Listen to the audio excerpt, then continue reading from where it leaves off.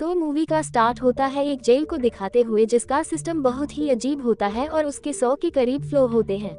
तभी हम इस जेल का किचन देखते हैं जहां कई सारे शेफ मजे मजे के खाने बना रहे होते हैं। यह इस जेल की अच्छी बात थी, लेकिन कितनी अच्छी यह मैं आपको बताती हूँ। अब हर फ्लो में अपने लेवल के हिसाब से कैदी रहा करते थे और उन्हें खाना एक टेबल, जिसे हम मूविंग प्लेटफॉर्म भी कह सकते हैं, सर्व किया जाता था। वह खाना सबसे पहले सबसे ऊपर वाले फ्लो से शुरू होता और आहिस्ता आहिस्ता नीचे आता। हर फ्लो के कैदी के पास उसे खाने के लिए सिर्फ 2 मिनट होते थे। आज हम बात करेंगे उन 2 कैदियों की जो कि इस मूवी मैनन कैरेक्टर है और वह इस जेल के फ्लो नंबर 48 पर रहते हैं, जिनका नाम गोरेंग और क्रिमाशी होता है। खाना उस प्लेटफॉर्म पर लग चुका होता है और ऊपर से आते आते इनके फ्लो नंबर 48 पर आ चुका था। क्रिमाकाशी गोरेंग से कहता है कि जितना खा सकते हो खा लो, लेकिन जब गोरेंग उस प्लेटफॉर्म टेबल को देखता है उसे काफी अजीब लगता है क्योंकि उस पर खाना काफी बिखरा होता है, क्योंकि ऊपर वाले कैदी खाने पर टूट चुके थे।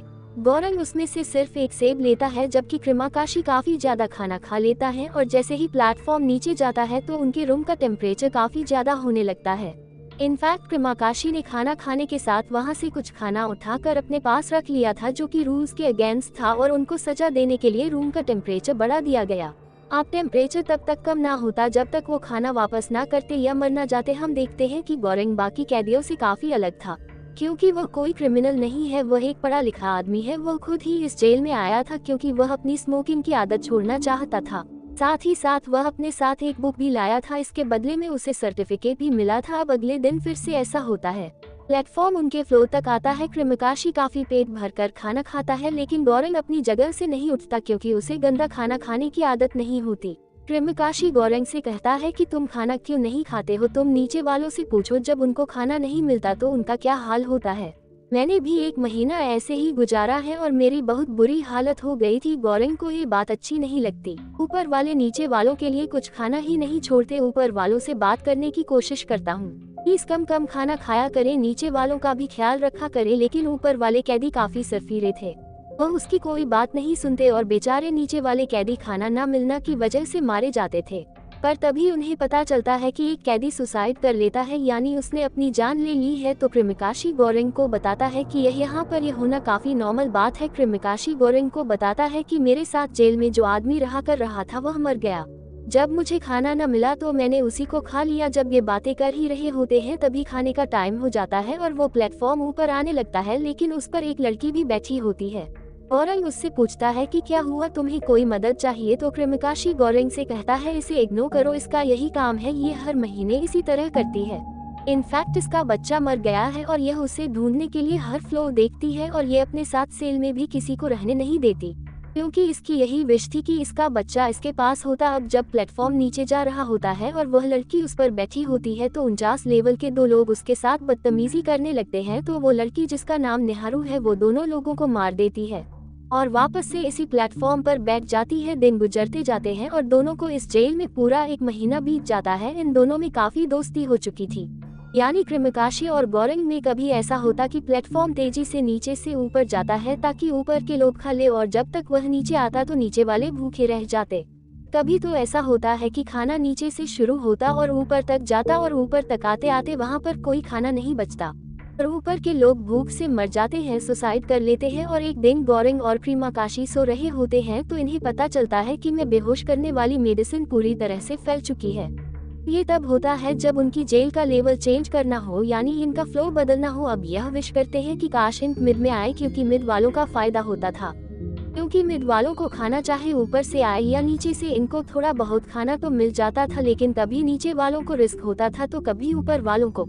जब इनकी आँख खुलती तो इनको पता लगता है कि लेवल 1 लेवल 41 पर है और गोरेंग यहाँ खुद को बंधा हुआ पाता है। इसके पास क्रिमाकाशी आता है और कहता है कि आजकल वो दिन चल रहे हैं जब खाना नीचे से पहले आता है और हम लेवल 41 पर हैं, तो हम तक खाना पहुँचते पहुँचते हैं तो बिल्कुल खाली हो चुका होता है। तुम सोच रहे हो कि मैंने तुम्हें क्यों बांधा है, तो सुन लो, जब कुछ दिन गुजर जाए और मुझे भूख लगने लगे तो मैं तुम्हें खा लूं। क्रिमाकाशी यहाँ पर काफी मीन हो रहा होता है। 3 दिन गुजर जाते हैं, क्रिमाकाशी को काफी भूख लग रही होती है। जाहिर सी बात है कि गोरेंग को भी काफी भूख लग रही होती है, लेकिन हर एक का अलग अलग पेशेंस लेवल होता है। और यह भी कि वह दिल का कितना अच्छा है। गोरेंग के दिल में ये कभी बात नहीं आई थी वह क्रिमाकाशी को काट कर खा लेगा, लेकिन क्रिमाकाशी ने ये पहले से सोच रखा था। भूख लगने पर वह गोरेंग की बॉडी को काटने लगता है। गोरेंग चिल्लाने लगता है और तभी वहाँ पर प्लेटफॉर्म पर बैठी निहारू आती है। वो गोरेंग की जान बचाती है। गोरेंग आजाद होकर करीमकाशी को मार डालता है। निहारू वहाँ पर करीमकाशी का गोश्त यानी मीट खाने लगती है और वह गोरेंग को भी खाने को कहती है। कई दिन तक ये लोग यही मीट खाते हैं क्योंकि इन्हें किसी तरह पूरा महीना भी तो गुजारना था, लेकिन अब करीमकाशी की बॉडी का काफी बुरा हाल हो चुका था। इसमें वर्म्स पैदा हो गए थे, लेकिन गोरेंग जिंदा रहने के लिए बीच बीच में थोड़ा सा मीट खाने लगता है और फाइनली यह महीना भी बीत जाता है। फिर हम देखते हैं कि गोरेंग की आंख खुलने पर उसे पता चलता है कि अब वह फ्लो नंबर 33 पर है।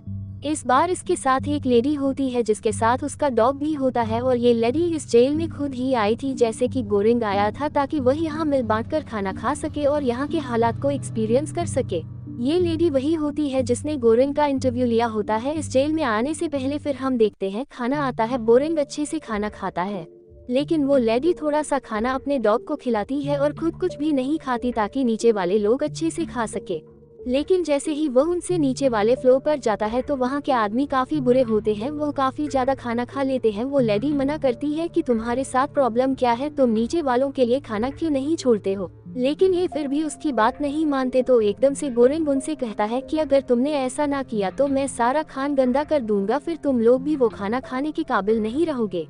तब नीचे वाले फ्लोर वाले लोग उनकी बात मान लेते हैं। इस तरह से खाना थोड़ा बहुत बचाने लगता है, जिसको थोड़ा बहुत खाकर नीचे वाले लोग गुजारा करने लगते हैं। फिर हम देखते हैं कि एक दिन वही लड़की निहारू आती है और उस लेडी के डॉग को मार डालती है, जिस पर उन दोनों लेडीज में काफी लड़ाई होने लगती है। अब जिस लेडी का डॉग मरा होता है वह गोरेंग से कहती है निहारू पागल है, इसका कोई बच्चा नहीं है, वो यहाँ आकर अपना मेंटल कंट्रोल हो चुकी है, तुम इसकी बातों में मत आना। अब गोरेंग उस लेडी से पूछता है, यानी उसकी जो सेलमेट होती है, कि आप यहाँ पर क्यों आए हैं।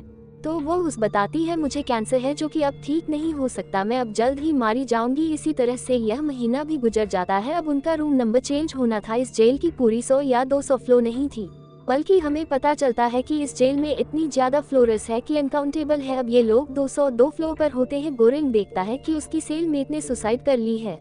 हाँ, गोरेंग को हराशिनेशन होने लगती है, यानी वह अपनी इमेजिनेशन में देखता है, यानी वो लड़की उसके पास आई है और उससे कहती है मैंने इसलिए अपनी जान ली ताकि तुम मुझे खाकर जिंदा रह सको। लेकिन गोरेंग उसे खाना नहीं चाहता था क्योंकि वो बहुत अच्छी औरत थी और उसको कैंसर भी तो था। गोरेंग को काफी भूख लग रही होती है क्योंकि 202 फ्लोर पर कोई खाना नहीं आ रहा होता। वह ना चाहते हुए भी अपने बुक के पेजेस खाने लगता है, लेकिन जब उसकी भूख नहीं मिटती तो वो जाता है उसी लेडी के पास और उसे खाने लगता है। इसी तरह यह महीना भी गुजर जाता है और अब उसकी आंख खुलती है 6th फ्लोर पर। अब की बार जो उसका सेलमेट होता है वह एक आदमी होता है। उसके पास एक रस्सी होती है और वह गोरेंग से कहता है कि मैं ऊपर रस्सी लेकर जाऊंगा और इस रस्सी का इस्तेमाल करके मैं यहाँ से बाहर चला जाऊंगा, लेकिन ऐसा होना बहुत मुश्किल होता है।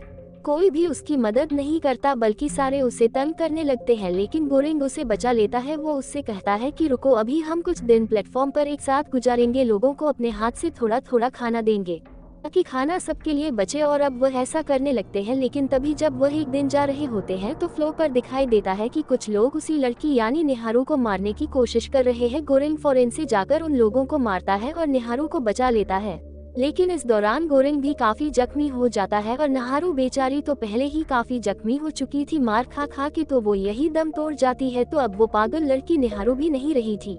ये लोग फिर से प्लेटफॉर्म पर चढ़ जाते हैं। अब प्लेटफॉर्म इनकी सोच से भी ज्यादा ऊपर जाता है, यूँ समझले कि इतनी ऊपर जहाँ पर आखिरी फ्लोर होता है। वहाँ पर ये देखते हैं कि एक बेड के नीचे एक बच्ची छुपी हुई है और यह बच्ची कोई और नहीं बल्कि निहारू की बच्ची होती है। इनके पास अभी भी थोड़ा सा खाना बचा होता है, बहुत ही थोड़ा सा, जो कि गोरेंग की सेलमेट ने अपने लिए रखा होता था। गोरेंग वह खाना उस बच्ची को खिला देता है और फिर नीचे आ जाता है, लेकिन नीचे आने के बाद हम देखते हैं कि गोरेंग का वही सेलमेट अब मर गया है, क्योंकि जब ये निहारू को बचा रहे थे तो खुद भी जख्मी हुए थे और इसी वजह से उस आदमी का काफी खून बह रहा था। अगले दिन हम देखते हैं कि गोरेंग ने उस बच्ची को भी अपने साथ उस प्लेटफॉर्म पर बिठा लिया है। अब वो प्लेटफॉर्म मूव करते हुए सबसे नीचे आ जाता है, लेकिन यहाँ पर आते ही गोरेंग को ट्रीमिकाशी दिखता है, जो कि गोरेंग से कहता है कि तुम अपने टेस्ट में पास हुए। इनफैक्ट ट्रीमिकाशी को देखना गोरेंग की इमेजिनेशन ही थी। मिकाशी कहता है कि बस अब ये प्लेटफॉर्म वापस ऊपर चला जाएगा और यह बच्ची इधर ही रहेगी। लोग अपना समझकर तो गिव अप कर देते हैं, लेकिन ये बच्ची देखो कितनी प्यारी है, इस बच्ची की वजह से ही तुम नीचे आए। लेकिन हम नहीं जानते थे कि इस बेसमेंट में गोरेंग की जान बचती या न, क्योंकि ये बिल्डिंग काफी मिस्टीरियस थी। बाहर निकलने का रास्ता किसी को भी नहीं पता था। मूवी का एंड हमें नहीं दिखाया जाता, बस इतना बताया जाता है कि वह बच्ची फिर से ऊपर चली जाती है। इसी के साथ यह मूवी यही एंड होती है। Thank you for watching.